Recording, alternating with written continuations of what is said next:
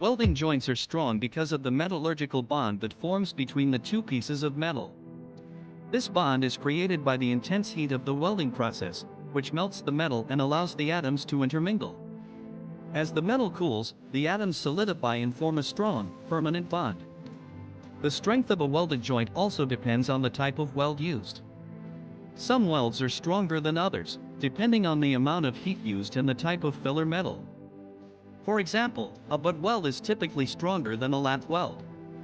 In addition to the type of weld, the strength of a welded joint also depends on the quality of the weld. A well-made weld will be free of defects, such as cracks or porosity. These defects can weaken the joint and make it more likely to fail.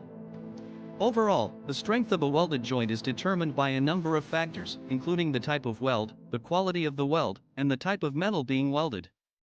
When all of these factors are taken into account, welded joints can be incredibly strong and durable.